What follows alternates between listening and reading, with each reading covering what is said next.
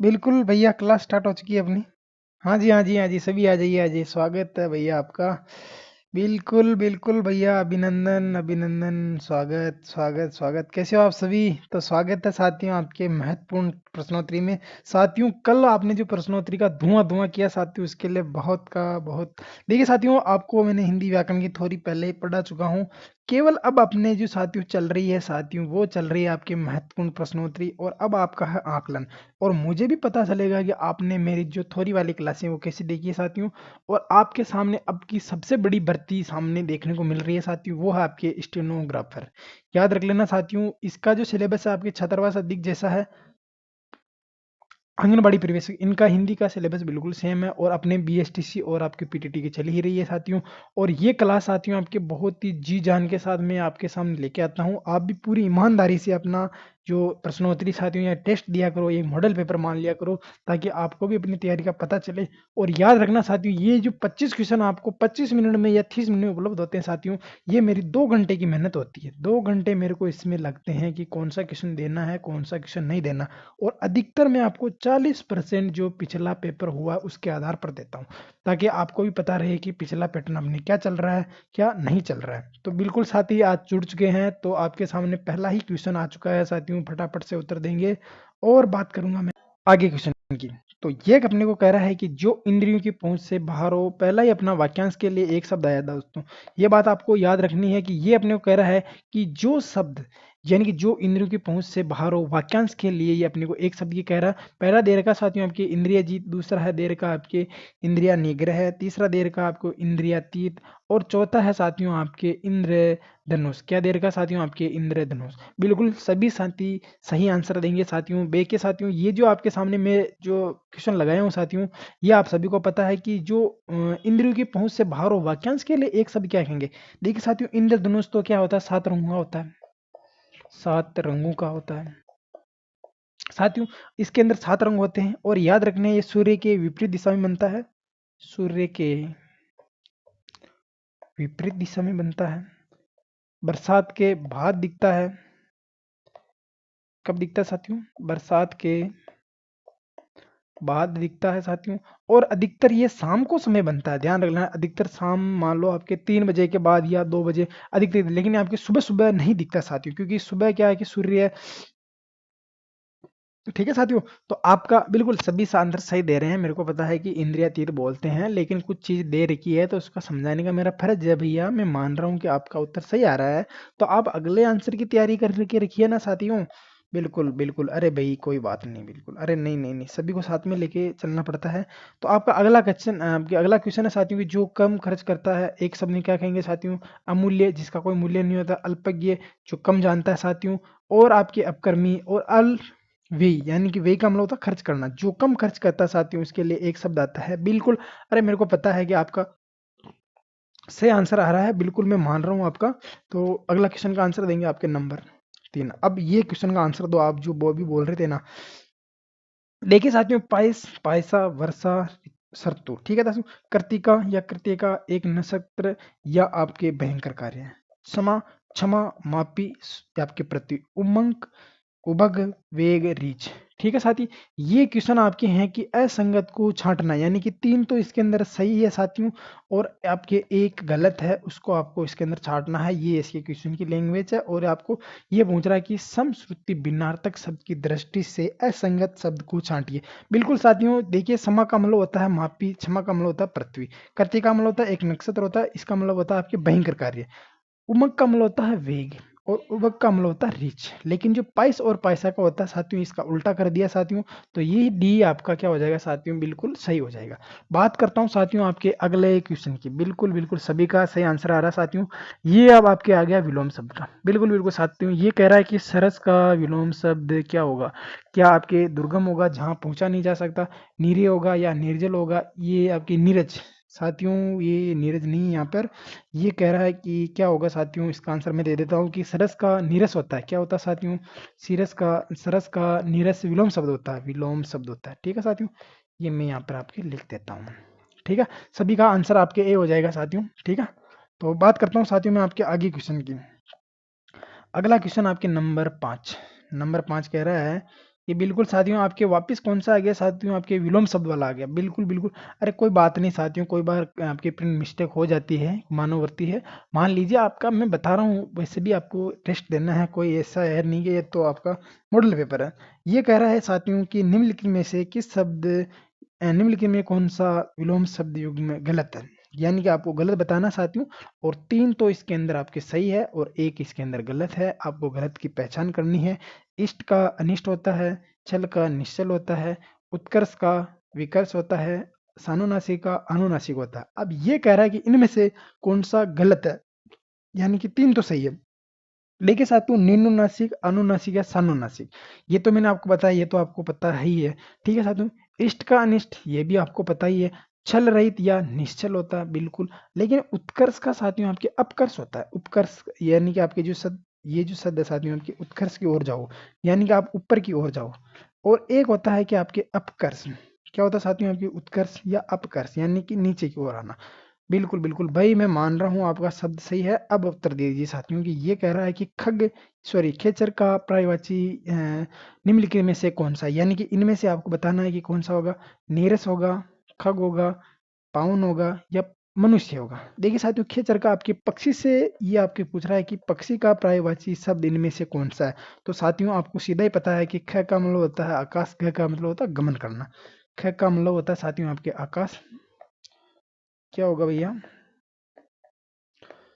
और ग का मतलब होता है गमन करना। जो आकाश में गमन करता है या आकाश में विचरण करता है साथियों, उसको हम पक्षी कहते हैं। तो बिल्कुल सभी का बी ऑप्शन राइट हो जाएगा। देखिए साथियों, ये जो क्वेश्चन है ना आपके बहुत ही मोस्ट और इम्पोर्टेंट वाले हैं। जितनी भी मेरी माताएं बहनें ये जो प्रश्नोत्तरी अपनी देखती है, करती है, उनको मैं बिल्कुल बताना चाहूंगा कि ये जो छात्रावास है आपकी, आंगनबाड़ी वगैरह, बीएसटीसी, पीटीटी, अगर आप इनके लिए तैयारी कर रही हो तो ये क्लास आपके रामबाण क्लास साबित होने वाली साथियों। और जितनी भी मेरी बहनें हैं, आपके बहुत ही ज़्यादा आपकी जो अभी आपके मान लो कि जो ये महिला एएसआई की, इसके अंदर आपकी पर्सनल सीटें आएंगी और उसके अंदर हिंदी का इतना रोल रहेगा, हिंदी व्याकरण का, कि आप खुद सोच नहीं सकोगे कि हमें हिंदी व्याकरण से कितना फायदा हुआ है। अभी से हिंदी व्याकरण को ठीक कर लीजिए। तो आपका 7 नंबर क्वेश्चन है कि निम्नलिखित में से किस शब्द का अर्थ लहर नहीं है, यानी कि लहर नहीं है।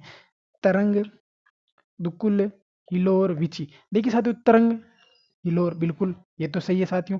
फिर कह रहा है कि दुकुल, ये थोड़ा थोड़ा आपको डाउटफुल है, छोड़ देते हैं साथियों। हिलोर, हिलोर तो बिल्कुल सही है साथियों। और विची, यानी कि आपका जो क्वेश्चन नंबर 7 है साथियों, कि ये कह रहा है कि जो आपकी जो लहर है साथियों, इसका कौन सा नहीं होगा। बिल्कुल, बिल्कुल सभी का सही आंसर आ रहा है कि दुक्कल इसका नहीं होगा सर। बिल्कुल भैया, इसका नहीं होगा। ठीक है साथियों, तो नंबर बी इसका आंसर हो जाएगा। बात करता हूँ साथियों कि आपके सामयिक शब्द में, देखिए साथियों, मैंने आपको प्रत्यय पढ़ा दिए। जो शब्द पीछे लगते हैं वही आपके प्रत्यय कहलाते हैं। ये कह रहा है कि सामयिक में, देखिए साथियों, मैं आपको पूरा ही खोल के रख देता हूँ ताकि आपको भी कंफ्यूज नहीं। सामयिक बता रहा है साथियों, इसमें आपके समय, इसके अंदर मूल शब्द है साथियों, और इसके अंदर आपके इक प्रत्यय लगा हुआ। अब आप समझ लो, इक प्रत्यय किसमें लगा है, तो सी में लगा है, ध्यान रख लेना। समय धन में इक, तो यानी कि ये जो इक प्रत्यय लगेगा ना साथियों, ये आगे वाले शब्द में भी परिवर्तन ला देगा, यानी कि ए का आ कर देगा। एक बात याद रख लेना, मैंने आपको जब नियम लिखाए थे ना साथियों, उसके अंदर ये नियम भी लिखा है, ताकि वे शब्द जो किसी शब्द के अंत में जुड़ते हैं और उसके पूरे अर्थ में परिवर्तन या विकार ला देते हैं साथियों, वही आपके क्या कहलाते हैं, आपके प्रत्यय कहलाते हैं। बिल्कुल सभी का सही आंसर आ रहा साथियों, सी हो जाएगा इसके अंदर ना, एक प्रत्यय लगा हुआ। बात करता हूँ साथियों आपके 9 नंबर क्वेश्चन की। निम्न में से 2 से अधिक उपसर्ग है। उपसर्ग बता देता हूँ साथियों, आपके आगे लगने वाले शब्द होते हैं उनको उपसर्ग कहते हैं। ये शब्दांश होते हैं, इनका स्वतंत्र अर्थ नहीं होता। ये किस शब्द के पूर्व पहले प्रारंभ में लगते हैं और इनके अंदर संधि नियम लागू रहता है। लागू रहे ये जरूरी नहीं होता है। उपसर्ग 3 प्रकार से होते हैं साथियों आपके। एक तो होते हैं आपके संस्कृत के साथियों, एक होता है आपके हिंदी का, एक होता है आपके विदेशी या अरबी फारसी वाले होते हैं साथियों। और संस्कृत वाले मैंने आपको 22 पढ़ाए थे, लगभग 25 के समथिंग मैंने हिंदी के पढ़ाए थे, और अरबी फारसी और अंग्रेजी वाले करके मैंने आपको लगभग 30 के समथिंग मैंने आपको ये पढ़ाए थे। इतने पढ़ाने के बाद में भी अगर आपको इसमें ये कंफ्यूज रह जाए कि इसमें 2 या 2 से अधिक उपसर्ग है, तो आपका और मेरा पढ़ना और पढ़ाना साथियों बिल्कुल ही निरर्थक है। ये कह रहा है कि आपका, देखो नीचे से देखते हैं, निसंकोच, यानी कि इसके अंदर तो केवल एक है, निधन में संकोच। अपादान इसके अंदर आपके नहीं है। निर आपके निर्नासिकता, यानी कि आपकी निर्नुनासिकता, सॉरी निर्नुनासिकता, और एक आपके अव्यवस्था। कौन सा दिया हुआ है साथियों? आपकी अव्यवस्था। बिल्कुल भाई, सभी का स्वागत है, स्वागत है। अरे यार देखो देखो, देखिए साथियों, मैंने आपको ये चीजें पढ़ा रखी है, तो मेरा कहने का फर्ज है कि मैंने आपको ये चीजें पढ़ाई है, यानी कि पढ़ाई है, तो क्या हो जाएगा साथियों, आपके अधन विधन में अवस्था हो जाएगा, यानी कि अव्यवस्था जो शब्द है साथियों आपका, इसके अंदर आपको करके आपको कमेंट बताना। मैंने बता दिया, आपके अ होगा और आपके वी होगा। क्या होगा साथियों? आपके अ और वी होगा, लेकिन होगा कैसे? और आपकी जो व्यवस्था शब्द है साथियों, इसके अंदर आपके कौन सी संधि है, ये भी आप मेरे को कमेंट करके बताओगे, तो आपका ए ऑप्शन सही हो जाएगा। अगर आपको क्वेश्चन ज़्यादा हार्ड लग रहे हैं साथियों, तो कोई दिक्कत नहीं, मैं आपके कल थोड़े से सरल कर दूंगा। लेकिन एक बात याद रखना साथियों, अगर आप छोटी छोटी चीज़ों में अगर हार्ड बोलोगे ना, तो आपका काम ये से मान लीजिए कि जो हिंदी व्याकरण का है, क्योंकि हिंदी व्याकरण सबकी फेवरेट होती जा रही है, क्योंकि ये क्या है कि हर एग्जाम में अब जोड़ ली गई है, तो अब ऐसा ना हो कि आप इससे पिछड़ जाए। ये कह रहा है कि नाम के अनुसार गुण न होना लोकोक्ति का अर्थ है। क्या कह रहा है सोचिए आपके, देखो पहला ऑप्शन कह रहा है कि जन्म के दुखिया कर्म के हीन तिनको देव तिलगा किन। इसका तो कुछ समझ में नहीं आया अपने को, ये कहना क्या चाहता है, तो पहले इसको काट दीजिए, यानी कि इसका खुद पंक्ति का मतलब ही नहीं। जन्म न देखा बोरिया, जन्म न देखा बोरिया, सपने आई खाट, सपने आई खाट, ये थोड़ा थोड़ा आपको ठीक लग रहा है इस पंक्ति का मतलब। जन्म पत्र सब देखते हैं, कर्म फल कोई नहीं देखता। ठीक है साथियों, थोड़ा इसका भी मतलब समझते हैं। नाम के अनुसार गुण न होना, इसका मतलब ये थोड़ा झचरा है क्या? आगे देखिए, आपके नाम के कमबख्त और आपके एक नाम बख्ता और सिंह। बिल्कुल साथियों, नाम के अनुसार गुण न होना, यानी कि नाम के अनुसार गुण न होना, नाम यानी कि जन्म के है कमबख्त, यानी कि जन्म से तो है वो कमबख्त, यानी कि नाम है उसका आपके बख्तावर सिंह, यानी कि नाम तो इतना शान शौकत से लिया जा रहा है कि इतना महान आदमी होगा। ठीक है साथियों, तो बात करता हूँ मैं, आपके डी ऑप्शन हो जाएगा उसके अंदर। आगे आपके 11 नंबर क्वेश्चन, 11 नंबर क्वेश्चन ये कहता है साथियों, क्या कहता है कि बहुत दिनों बाद दिखाई देने का शाब्दिक अर्थ क्या होता है साथियों? ईंद का चांद, आंखें चार होना, कलेजा ठंडा करना, और पो बाहर आना। ये साथियों आपकी जो तीन उपसर्ग है, ये आप सॉरी ये आपकी जो मुहावरा है, इनका आप कमेंट करके जरूर बताओगे मुझे। ईद का चांद होना आपके इसका आंसर हो जाएगा ए, यानी कि बहुत दिनों बाद दिखाई देना। ये अपन खुद भी अक्सर बोलते रहते हैं कि आजकल तो तू ईद का चांद हो रहा है। साथियों आगे है कि बहुत ही लज्जित होना, आपके मुहावरा है साथियों, इसका आपको अर्थ बताना है कि बहुत लज्जित होना मुहावरा है, इसका आपको अर्थ बताना है कि डंका बजाना, डंका बजाने का मतलब कोई भी चीज़ है, घटना है, उसका पूरे घटना उजागर करना है। अब घोड़े बेचकर चैन की नींद सोना, या घोड़े बेचकर सोना, यानी किसी चीज़ की कोई टेंशन नहीं रखना। टोपी उछालना या इज्जत उछालना, बात एक ही होती है साथियों। गड़ों पानी पड़ना, यानी कि आपकी शर्मिंदगी या आपको महसूस होती है, या आपकी इज्जत या लज्जित होती है, तो आपके इसका 12 का आंसर हो जाएगा आपके नंबर 1। ठीक है साथियों, तो बात करता हूँ मैं साथियों आपके नंबर 13 की। बिल्कुल साथियों, बहुत ही मोस्ट और इम्पोर्टेंट क्वेश्चन है आपके सामने, और ऐसे मान लीजिए अगर आपकी इन पर अच्छी पकड़ है, तो आप पेपर में बहुत ही अच्छे लेवल से आप पास होने वाले हैं। और इसी तरह अपनी तैयारी को निरंतर जारी रखिए साथियों, क्योंकि साथियों देखिए कि बहुत सारे बोलते हैं कि बीएसटीसी का पहले वाले का कुछ नहीं हुआ, छात्रावास अधीक्षक या फिर स्टेनोग्राफी और आ गई, तो इसका क्या होगा? देखिए साथियों, परी आपकी परीक्षा एक दिन में हो सकती है, घोषणा एक दिन में हो सकती है, कैंसिल एक दिन में हो सकता है, वापस पेपर एक दिन में भी हो सकता है। होने का मतलब एक तारीख तो ऐसी आएगी जिस दिन होगा, लेकिन आपकी जो तैयारी ना साथियों, वो एक दिन में नहीं होगी, वो एक एक दिन मिलाकर ही होगी। तो जल्दी से इसका आंसर दीजिए कि शुद्ध शब्द है।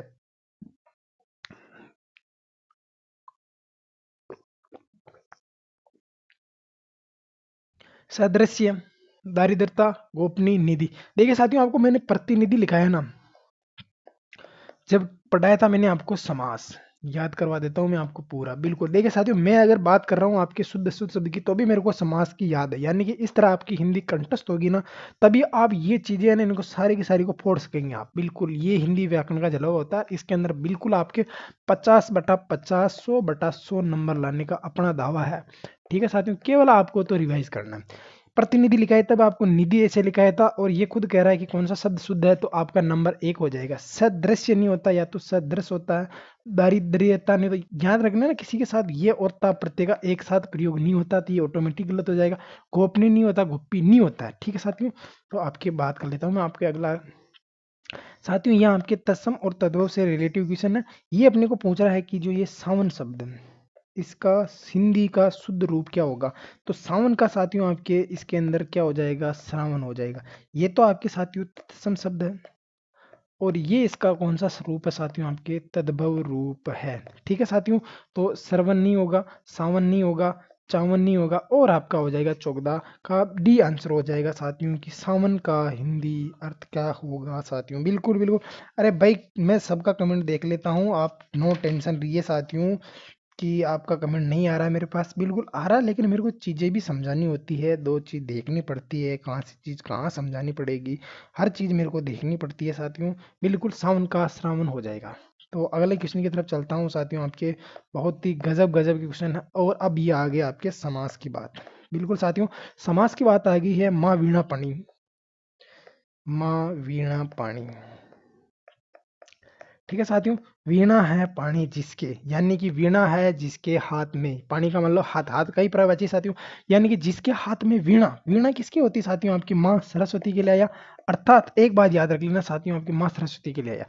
अगर यहाँ पर मैं आपके बहुवीर्य समास को हटा देता हूँ और यहाँ पर आपके तत्पुरुष समास कर देता हूँ, तब इसका आंसर क्या होगा? कमेंट करके जल्दी बताओ मेरे को, इसका आंसर क्या होगा? क्या आपके तत्पुरुष समास होगा, कर्मधारय होगा, द्विगु होगा या आपके अव्ययभाव समास होगा? साथियों मैंने इसका आंसर भी बदल दिया है। अगर मैंने इसका आंसर बदला है तो आपका उत्तर भी बदलना चाहिए। ध्यान रख लेना, जब मैंने आपको क्रमधारय समास पढ़ाया था तब बताया था कि इसके अंदर विशेष्य और विशेषण होता है, यानी कि यहाँ पर आपके विशेषता बताई जा रही है कि वीणा है जो यानी कि जिसके हाथ में है जो वीणा, किसके हाथ में साथियों? आपकी माँ सरस्वती के हाथ में। तो यहाँ पर अगर आपका अभी अगर इसके अंदर आपके बहुवीर्य समास नहीं होगा तो इसका आंसर आपके क्रमधारय समास हो जाएगा, क्योंकि इसके अंदर विशेष्य और विशेषण की बात की जा रही है। लेकिन साथियों इसके अंदर आपके क्या दे रखा है साथियों ऑप्शन में आपके कि वीणा पानी में कौन सा समास है? बिल्कुल साथियों, बिल्कुल बिल्कुल। देखिए साथियों, ये आपके वीणा पानी तो आपको मैंने बहुवीर्य समास के अंदर लिखा ही था कि जिसके अंदर आपके पौराणिक पात्रों के नाम वगैरह ये चीजें आ जाती है, उसके अंदर आपके बहुवीर्य समास हो जाता है। तो आपका जो वीणा पानी जो शब्द है साथियों, इसके अंदर आपका समास हो जाएगा, आपके बहुवीर्य समास हो जाएगा। बिल्कुल बिल्कुल बिल्कुल भैया, अगले अगले क्वेश्चन का आंसर दीजिए।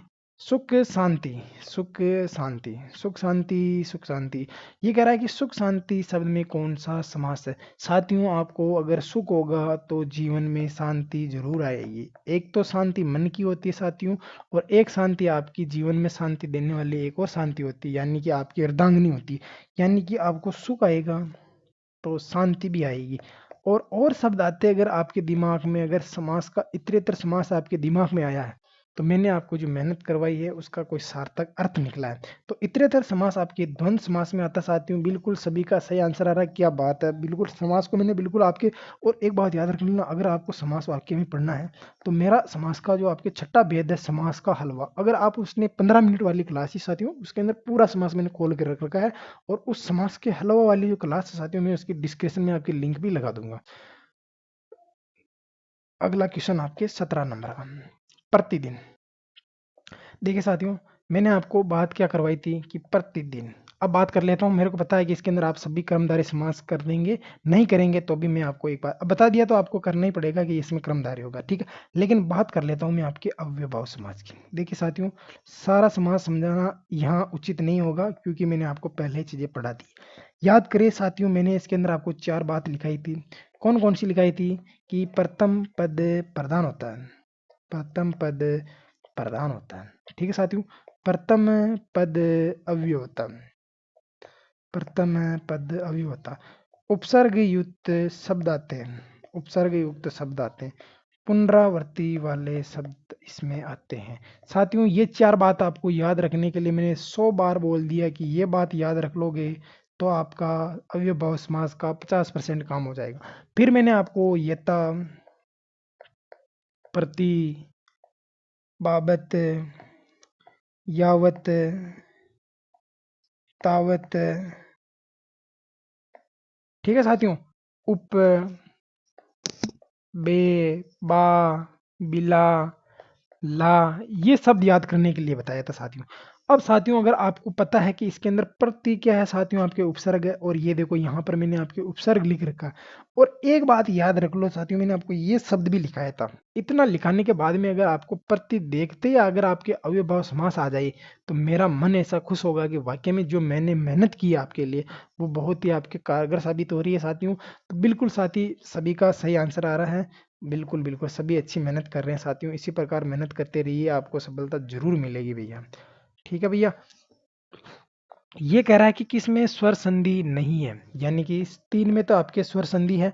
तो बात कर लेता हूँ किस किस में आपके स्वर संधि है। गिरीश गिरिधन में इस, बिल्कुल बिल्कुल, अरे मैं एक एक चीज खोल के रख दूंगा, आप तो टेंशन मत लो, इस बड़ा होता है ध्यान रख लेना। और परोपकार, परधन में उपकार, उपकार में सा छोटा कराना, ठीक है, याद रख लेना ये चीजें भी। मत ऐक्य, मत धन में ऐक्य, मत धन में ऐक्य, ऐक्य ऐच्छिक ऐश्वर्य, ये चीजें बड़ी आती है। संतोष, सम धन में तोष, क्या हो जाएगा साथियों आपके, सम धन में तोष, सम धन में तोष। बिल्कुल बिल्कुल, अरे यार मेरे को समझाना पड़ेगा भैया। देखिए साथियों ये आपके किसका है साथियों, आपके ई का। तो ये आपके क्या हो जाएंगे साथियों आपके, देखिए ये दोनों तो हो जाएंगे आपके दीर्घ स्वर संधि के हो जाएंगे। और इसके अंदर आपके दो मात्रा, मैंने दो मात्रा वालों का जब भी जिक्र किया है साथियों, तो मैंने आपको यही बताया है कि दो मात्राएं जहां पर आपको वर्दी संधि करनी है, जहां पर आपको एक मात्रा दिखे वहां पर आपको गुण संधि करनी है। कौन सी संधि करनी है, गुण स्वर संधि करनी है। तो सभी का बिल्कुल सही आंसर आ रहा है कि डी आंसर होगा सर इसका, बिल्कुल बिल्कुल। अरे यार देखो, आपके अगर सामने चीज है तो उसको समझने में आपका क्या जा रहा है, आपको दो नई बात मिल रही है। अगर कोई मेरा पहले वाला वीडियो नहीं देखा तो मैंने उसके अंदर तो बताया है, लेकिन अब जो देख रहा है उसको तो मैंने बताना पड़ेगा ना। ठीक ठीक, बिल्कुल बिल्कुल। अगले का आंसर दीजिए साथियों कि निम्नलिखित में से, बिल्कुल बहुत ही गजब बात है कि ये कह रहा है कि निम्नलिखित में से किस ये कह रहा है निम्नलिखित में से किस शब्द में स्वर संधि है। स्वर संधि की बात की जा रही है साथियों। नमस्कार, नमः धन में कार, क्या हो जाएगा साथियों आपके, नमः धन में कार, नमस्कार, नमः धन में कार। स का अगम हो रहा है साथियों, तो कौन सी संधि हो जाएगी साथियों आपके, नमस धन में कार, बिल्कुल बिल्कुल। जगत धन में ईस, क्या हो जाएगा साथियों आपके, जगत धन में ईस बड़ा होता है, अभी बताया था मैंने आपके। भानु धन में उदय, दुर्लभ, यानी कि अपने को स्वर संधि बतानी है तो कौन सी हो जाएगा साथियों आपके, भानु प्लस में ऊ, यानी कि ऊ या ऊ मिलकर दीर्घ ऊ करता है। ठीक है साथियों, बिल्कुल बिल्कुल सभी का स्वागत है भाई। सी इसका आंसर हो जाएगा। बिल्कुल बिल्कुल। देखिए साथियों टाइम तो लगेगा आपको हर चीज को बताने के लिए, तो देखिए साथियों इसका आप जल्दी मेरे को आंसर देंगे तो इसका फटाफट। किस विकल्प में किस विकल्प में सभी शब्द दीर्घ स्वर संधि के नहीं है। दीर्घ स्वर संधि के याद रख लेना, आपको तीन चीज याद रखनी, उसके अंदर आ आएगा, दीर्घ आएगा, या आपके दीर्घ ऊ आएगा। अगर आप इस चीज को लेकर भी रहोगे, यानी कि जो चीज मैंने बताई साथियों, अगर आप हर का एग्जाम निकाल निकाल के करोगे तो भी आपका आंसर तो आएगा। लेकिन अगर आप ये तीन चीज, ये कह रहा है कि दीर्घ स्वर संधि का उदाहरण नहीं है, यानी कि जिस ऑप्शन में ये तीनों चीज होगी वो तो आपके होगा, और ये चीज नहीं होगी उसके अंदर आपके नहीं होगा। एक बात बताइए साथियों, देखिए मैंने आपको बता देता हूँ कि जैसे कि मैं आपको छोटा सा उदाहरण के माध्यम से समझा रहा हूँ, नीचे से देखिए समझते हैं अपन, बिल्कुल। अरे यार मेरे को समझाना पड़ेगा। ठीक है भैया, ठीक है ठीक है, बिल्कुल बिल्कुल। फटाफट से आंसर दीजिए साथियों, आप एक बार कर लीजिए साथियों, तब तक मैं आपके रुक जाता हूँ। देखिए साथियों आपको मैंने हिंट दे दिया है, जिसके अंदर आपकी आ की मात्रा होगी, दीर्घ की होगी, दीर्घ ऊ की होगी, वो आपका इसका दीर्घ स्वर संधि का उदाहरण होगा। जिसके अंदर ये मात्रा नहीं होगी वो इसका उदाहरण नहीं होगा। बिल्कुल भैया, बिल्कुल बिल्कुल बिल्कुल। ठीक है साथियों। अच्छा किसी का, बिल्कुल सी ऑप्शन दे रहे हैं सभी, सी सी सी सी सी, बिल्कुल बिल्कुल बिल्कुल। अब तो देखिए साथियों देना ही पड़ेगा आपको, जैसे वधु प्लस में उत्सव हो जाएगा। यानी कि देखिए साथियों अब मैं आपको वो चीज बता रहा हूँ कि इसके अंदर आपकी चीज कौन कौन सी, देखिए साथियों, देखिए इसके अंदर लगा है आपके ऊ, इसके अंदर आपके लगा है ऊ, इसके अंदर आपकी गुरु प्लस में उपदेश, यानी कि तीनों चीज इसकी होगी। आगे देखिए साथियों आपकी सती धन में ई, सती हमेशा बड़ी आएगी ध्यान रख लेना। देश प्लस में अटन हो जाएगा, जटर प्लस में अग्नि हो जाएगा, ठीक है सर। कपि प्लस में ईश्वर हो जाएगा। महती, देखो मात्रा है कि सब आपकी मात्रा का खेल है साथियों। लेकिन साथियों बात आती है कि option number C, option number C में मात्रा धन में आदेश, मातृ धन में आदेश हो जाएगा, पितृ प्लस में अनुमति हो जाएगा, मनु प्लस में आदेश हो जाएगा। मनुवादेश हो जाएगा। क्या हो जाएगा साथियों? आपके मनु धन में आदेश हो जाएगा, मनुवादेश हो जाएगा। ठीक है साथियों, तो आपका ऑप्शन हो जाएगा सी। बिल्कुल बिल्कुल ये तरीका आपका काम कर जाएगा साथियों। आप तो इसी तरीके से ध्यान रखिए साथियों। देखिए साथियों, अगर आप हर चीज़ को खोल कर बैठोगे ना, तो आपका ये वक्त नहीं है कि आप उस चीज़ को खोल के बैठो। देखिए साथियों, यहाँ तो आप कर सकते हो, जैसे वधु प्लस में उत्साह कर सकते हैं, मधु प्लस में उत्साह कर सकते हैं, लघु प्लस में उर्मी करेंगे, वधु आप गुरु प्लस में उपदेश करेंगे, गिरी प्लस में इंद्र कर लेंगे, महती दन में इच्छा कर लेंगे, कपि दन में ईश्वर कर लेंगे, जठर प्लस में या जठरा प्लस में अग्नि कर लेंगे, देश प्लस में आठन कर लेंगे, सती दन में इस कर लेंगे। यानी कि इतनी चीज को पढ़ने के बाद में फिर आपको आंसर पहले ही अगर इस चीज से निकल रहा है, आपको थोड़ा ये नियम याद कर लेना, तो आपका ऑटोमेटिक काम हो ही रहा है ना वैसे। इसलिए साथियों थोड़ा शॉर्ट चलने की कोशिश कीजिए, ताकि आपका भी बचत रहे और आपकी भी जो पढ़ाई है साथियों वो आपके मोस्ट और अच्छी लगे। ठीक है साथियों, तो यहाँ तक आपको कोई चीज़ को दिक्कत नहीं होगी साथियों, आपका नंबर सी आंसर हो जाएगा। बात करता हूँ साथियों आपके नंबर 21वें क्वेश्चन की, कि गवाक्स का संधि विच्छेद होगा। बिल्कुल साथियों, अगर नहीं भी आ रहा है तो भी मैं आपको बता देता हूँ कि गवाक्स गवाक्स में कौन सी संधि है। बिल्कुल साथियों, देखिए साथियों संधि क्या होगा इसका तो आपके विग्रह करके दिखाना, लेकिन अगर आपको पूछ ले कि इसमें संधि कौन सी है, यहाँ पर मैं आपके छोटा सा जोड़ देता हूँ कि कौन सी संधि है बिल्कुल इसके अंदर। देखिए साथियों, आपके गै धन में वक्स, गौ प्लस में अक्स, गौ प्लस में अक्स हो जाएगा, या गवा प्लस में स हो जाएगा। याद रखना साथियों, कोई भी संधि हो, संधि कौन सी है, कौन सा उसका विच्छेद होगा, ये चीज अगर आपको सारी की सारी नहीं आ रही है, तब तक तो आपकी तैयारी उतनी दमदार नहीं है। और अगर आपकी तैयारी इतनी दमदार है कि यार आप जवाब दे सकते हो, तब तो आप दे सकते हो। देखिए साथियों, गै गै में मिला हुआ आपके ए, आगे आपके हैं आपके वै। ठीक है साथियों, अब आगे बचा है आपके आ। क्या बचा है साथियों? आपके ए मिला हुआ, क्या हो जाएगा साथियों? आपके अक्स। अब एक बात बताइए मेरे को, कि मैंने आपको जहां पर भी अव दिखे वहां पर क्या करना पड़ेगा साथियों? आपको वो करना पड़ेगा। तो आगे क्या है साथियों? अधूरा ग है, पीछे क्या है साथियों? आपके अक्स है। तो क्या हो जाएगा भैया? गौ धन में अक्स। किसका हो गया भैया ये? अरे भैया ये तो अयादि संधि हो गई। बिल्कुल बिल्कुल भैया, सभी का सही आ रहा है, सी आपका आंसर हो जाएगा। ठीक है साथियों, और भी मैं बता देता हूँ आपको कि कैसे क्या करना है। जहां पर भी आपको एक की मात्रा दिखे वहां पर आपको ऐ करना है, जहां पर भी आपको आई की मात्रा दिखे वहां पर आपको आई करना है, जहां पर आपको उ की मात्रा दिखे वहां आपको अव करना ही है, और अव की जहां पर आपको मात्रा दिख जाए साथियों वहां पर आपको आव करना है। ठीक है साथियों, बहुत ही मैं आपके बहुत ज़्यादा डिटेल उसे उदाहरण लेके आऊंगा, लेकिन अभी तो क्या है कि एक एक से मैं आपको रूबरू करवा रहा हूँ कि ये अपने टॉपिक में है। आगे आगे देखिए साथियों, कौन सी संधि कौन सा समास आपके सामने हर चीज नाचेगी आपको, बिल्कुल बिल्कुल हर चीज से मैं आपको रूबरू करवा रहा हूँ। ये कह रहा है कि प्र उपसर्ग का अर्थ निम्न में से होगा, यानी कि इसका जो प्र का मतलब क्या होगा साथियों? देखिए साथियों, अगर आपने मेरी क्लास देखी है, मैं आपके जैसे भी चीज लिखता हूँ, जैसे कि प्रतिलिखा, परालिखा, या आपके परिलिखा, या फिर आपके अनुलिखा, या आपके दुष्लिखा, या आपकी दुर्लिखा, कुछ भी लिखा, या बै लिखा या बा लिखा, इसका मैंने आपको हर का अर्थ बताया है। यानी कि प्र का मतलब क्या होगा साथियों, ये आपको बताना है। इसके अंदर आपको क्या हो जाएगा साथियों? आपके देखिए साथियों, मैंने आपको जब भी बताया प्रहार, प्रकार, प्रणाम, ये चीजें बताई थी, तो मैंने आपको क्या बताया कि प्र का मतलब क्या हो जाएगा साथियों? आपके ऊपर। क्या हो जाएगा साथियों? इसका उत्तर ऊपर हो जाएगा। प्र का अर्थ निम्न में से होगा, यानी कि इसका हो जाएगा आपके ऊपर। ठीक है साथियों, बात करता हूँ साथियों आपके नंबर 23वें क्वेश्चन की। आसमान सिर पे उठाना या आसमान सिर पे उठाना, इसका जो ये आपकी मोहरा साथियों, बहुत अभिमान करना, बहुत सम्मान करना, बहुत अपमान करना, बहुत सीधा बनना। बिल्कुल साथियों, आसमान सिर पे उठाना, बहुत अभिमान करना, बहुत सम्मान करना, बहुत अपमान करना, बहुत सीधा होना। आपके नंबर 23 का आंसर कौन बताएगा साथियों? फटाफट मेरे को कमेंट करके बता दिए साथियों। आसमान सिर पर उठाना, बहुत ही अपमान करना, बहुत ही अपमान करना। बिल्कुल बिल्कुल सभी का सही आंसर आ रहा है कि आसमान सिर पर उठाना, बहुत ही अपमान करना। ठीक है साथियों, अब आपका दो क्वेश्चन और बचाते साथियों। जिस प्रकार आपने इतने जोश और उमंग से इनका उत्तर दिया साथियों, ये आपके लास्ट वाले दो क्वेश्चन ये भी नहीं होना चाहिए साथियों। आपके अंत भला तो सब भला। बिल्कुल साथियों, आपके उपकार का विलोम क्या होगा साथियों? उपकार का विलोम शब्द फटाफट दीजिए साथियों। कार तो होगा ही होगा, लेकिन इससे पहले मैं कौन सा लगाऊं इसके अंदर आपके साथियों? उपसर्ग कौन सा लगाऊं? उपकार, अपकार, यानी उपकार का मतलब होता है भलाई करने वाला, अपकार का मतलब होता है बुराई करने वाला। तो क्या हो जाएगा साथियों? आपकी नंबर डी। बिल्कुल बिल्कुल, अरे यार बिल्कुल सभी का सही आंसर है। साथियों मैं भी उम्मीद ये करता हूँ कि आपका लगभग पढ़ाया हुआ सारा का सारा आपके सही हो, ताकि आपको भी फायदा मिले।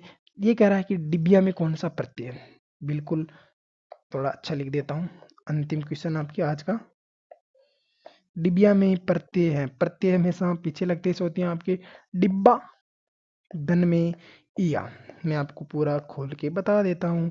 तो आपका जो अंतिम क्वेश्चन है साथियों, अब आपको पता चल ही गया है कि इसके अंदर आपके कौन सा प्रत्यय है। तो नंबर 4 कौन सा प्रत्यय साथियों, देखिए मैंने यहाँ पे लिख दिया है तो मेरे को बताने की वैसे जरूरत नहीं है, लेकिन मैं बता देता हूँ कि इसके अंदर आपके 4 होगा। तो देखिए साथियों, आप मुझे कमेंट करके ये बताओगे कि मैंने आपकी जो 25 क्वेश्चन है साथियों, और अभी टाइम हो रहा है, आपने देखिए साथियों इधर देखिए, आपके टाइम हो रहा है आपके 30 मिनट, यानी कि 30 मिनट में हमें आपको 25 क्वेश्चन ऐसे लेके आया हूँ जो आपके पिछले पैटर्न में बिल्कुल हूबहू के हूबहू अधिकांश पूछे गए हैं। याद रख लेना साथियों। और अब इनसे आपके कितना का आपके स्कोर रहा, आप मुझे ये कमेंट करके जरूर बताना। और एक बार क्लास को अगर आपने लाइक नहीं किया है तो क्लास को लाइक करना साथियों। और अगर चैनल में आप नए हो तो आपको इससे ज़्यादा और आपको बेस्ट क्वालिटी की आपको प्रश्नोत्तरी मिलेगी। और कोशिश ये रहेगी कि साथियों आपका जो पेपर है वो यहाँ से आपके हूबहू छप जाए। और हर बार की तरह इस बार भी आपको मैं बहुत ज़्यादा कंटेंट उपलब्ध करवाऊंगा। और अगर आपने मेरी हिंदी व्याकरण की बहुत ही ज़्यादा डिटेल से पढ़नी है तो अपना इसी नाम से धरनी एजुकेशन है साथियों। और यही इसी चैनल पे मैंने आपके हिंदी व्याकरण और अपने हिंदी साहित्य की जो थोड़ी वाली क्लासेस आती हैं वो करवा रखी है। आप वहाँ जाओ और प्लेलिस्ट में मैंने हर चीज़ डाल रखी है, वहाँ आप जाकर देख लो। और देखिए साथियों, बात केवल इतनी सी है कि आपका आंसर सही होना चाहिए, कैसे समझना है कैसे समझाना है ये चीज़ें मैंने आपको थ्योरी में बता रखी है। यहाँ केवल अपन बिल्कुल पॉइंट टू पॉइंट बात करते हैं, यहाँ टेस्ट की बात होती है। अगर आप मेरे को बोलोगे कि सर वहाँ प्रत्यय कैसे पढ़ाया, तो वहाँ तो मैंने प्रत्यय के 2 भेद किए, फिर 5 भेद किए, फिर 6 भेद किए, फिर उसके नियम बताए, यानी कि लगभग मैंने आपको 4 घंटे में आपको प्रत्यय पढ़ाया। अब यहाँ पे अगर मैं आपको 4 घंटे लूँगा एक क्वेश्चन में, तब तो अपनी नैया पार हो गई भैया। इसलिए मैं आपको हर चीज़ यहाँ नहीं बता सकता हूँ, केवल मैं आपको यहाँ वही चीज़ बताऊँगा जो आपके लिए मोस्ट होगी साथियों। देखिए साथियों, मैंने आपको यहाँ पर केवल ये बताया है कि इसके अंदर आपके प्रत्यय कौन सा है, आपने बता दिया है कि इसके अंदर भैया ये प्रत्यय है। तो मिलते हैं कल एक मस्त और शानदार टॉपिक। ये देखिए साथियों, अगर आप ये मेरे हिसाब से ये आपकी कॉमन चलेगी ना तो ठीक रहेगी, नहीं तो फिर आप बोरिंग हो जाओ, क्योंकि अगर मैं संधि संधि के लेके आऊँगा ना तो कल आपके थोड़ा ध्यान रख लेना, कल आपके मतलब ऐसे मान लीजिए थोड़ी हार्ड प्रश्नोत्तरी होने वाली। तो आप अगर अपने जो नोट्स है उनको एक बार फटाफट से रिवाइज कर लेना, ताकि अपनी जो प्रश्नोत्तरी होने वाली साथियों वो बहुत ही गजब की होनी चाहिए। तो सभी को बेस्ट ऑफ लक। ठीक है साथियों, तो धन्यवाद।